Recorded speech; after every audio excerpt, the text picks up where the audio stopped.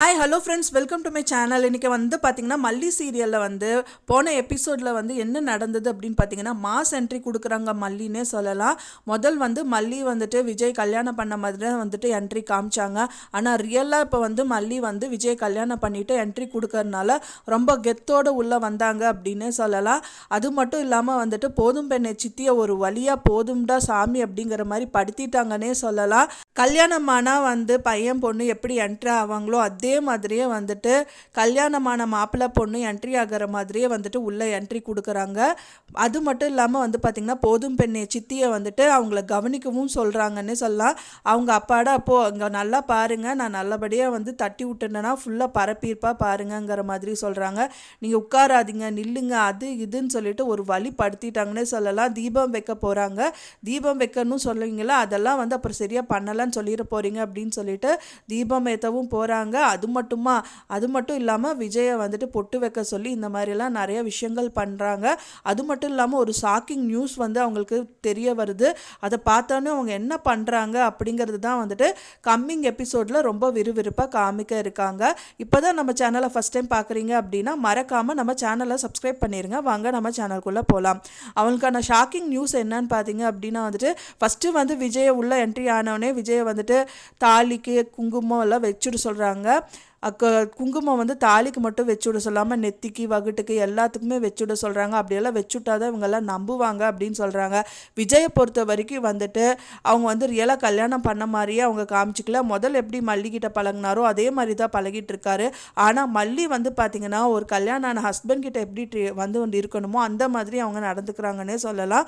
அவங்க மனசில் லவ் இருக்குது, ஆனால் விஜய் மனசில் வந்து அனுதாபம் தான் இருக்குது அப்படிங்கிறது வந்துட்டு கிளியர் கட்டாக அந்த சீனில் காமிச்சிருக்காங்க.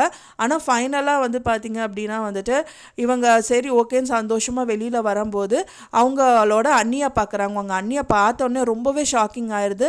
இவங்களை யார் அலோவ் பண்ணதிங்க, வித்யாமா நீங்கள் ஏன் இதை அவங்கள வந்து அலோவ் பண்ணீங்க அப்படின்னு சொல்லிட்டு ரொம்பவே கோவப்பட்டு அந்த சைடில் வந்துட்டு கத்துறாங்க. அந்த டைம் வந்து பார்த்திங்க அப்படின்னா விஜய் வராரு. விஜய் வந்து மல்லி நீ ஒன்றும் பண்ணாத அப்படின்னு சொல்லிட்டு விஜயை வந்துட்டு மல்லியை ரூமுக்கு கூட்டிகிட்டு போயிடறாங்கன்னே சொல்லலாம்.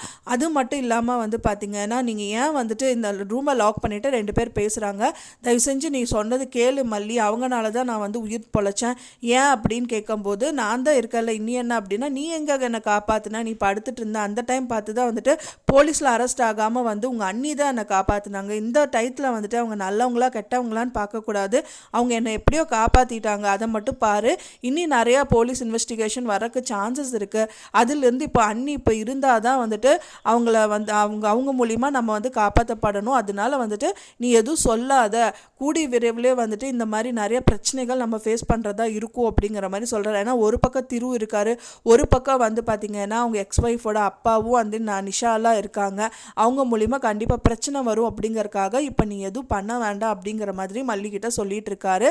அதுக்கு அடுத்த நாளே வந்து பார்த்திங்க அப்படின்னா மல்லிக்கு வந்துட்டு உட்கார வச்சு அவர் சாப்பாடு விட்டுருக்குன்னு உட்காந்துட்டு இருக்காங்க. அப்போ தான் போதும் பெண்ணை சித்தி பார்க்குறாங்க. அவளே எடுத்துக்க மாட்டாளா, இதெல்லாம் வந்து நீ வேற கொடுக்கணுமா அப்படிங்கிற மாதிரி சொல்கிறாங்க. அது மட்டும் இல்லாமல் ரஞ்சிதாவும் அங்கேருந்து பார்க்குறாங்க, ரொம்ப மறைச்சு பார்க்குறாங்க. ஃபைனலாக வந்து பார்த்திங்கன்னா வெண்பா பாப்பாவும் சொல்கிறாங்க சாப்பிடுமா, நான் சாப்பிட மாட்டேன் அப்படின்னு சொல்லிட்டு மல்லி சொல்கிறாங்க. அதுக்கு வந்துட்டு பார்த்திங்கன்னா அவள் அப்படியெல்லாம் சொன்னால் கேட்க மாட்டான், நான் ஊட்டி விடுறேன் அப்படிங்கிற மாதிரி சொல்கிறாரு. அதை பார்த்தோன்னே ரொம்பவே கடுப்பாகிறாங்கன்னே சொல்லலாம். இன்னி தான் வந்துட்டு அவங்க 2 பேருக்குள்ளேயும் வந்துட்டு காதல் மலர போகுது அப்படின்னு சொல்லலாம். நிறைய விஷயங்கள் இருக்குது. திரு சும்மா இருக்க மாட்டார். திரு வந்துட்டு கண்டிப்பாக மல்லியை வந்துட்டு விஜய் கல்யாணம் பண்ணிட்டாருன்னு தெரிஞ்சோடனே டென்ஷன் ஆவார். அவர் உயிர் தப்பிச்சும் வந்துட்டாங்க மல்லி அப்படின்னோடனே சும்மா இருக்க மாட்டார். ஏதோ விஷயத்த வந்து கண்டிப்பாக நுழைக்க தான் பார்ப்பார். அதுலேருந்து அவங்க எப்படி மல்லி வெளியில் வருவாங்க.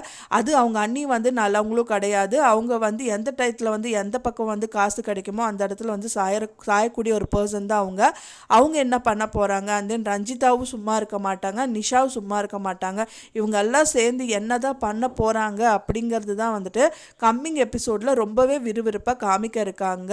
நான் சொன்ன இந்த தகவல் உங்களுக்கு பிடிச்சிருக்கும்னு நினைக்கிறேன் ஃப்ரெண்ட்ஸ். பிடிச்சிருந்தா மறக்காமல் லைக் பண்ணுங்கள், ஷேர் பண்ணுங்கள், சப்ஸ்கிரைப் பண்ணுங்கள், மற்றும் உங்களோட கருத்துக்களை எனக்கு கமெண்ட்லேயும் ஷேர் பண்ணுங்கள். தேங்க்ஸ் ஃபார் வாட்சிங் மை வீடியோ ஃப்ரெண்ட்ஸ். நெக்ஸ்ட் வீடியோவில் பார்க்கலாம்.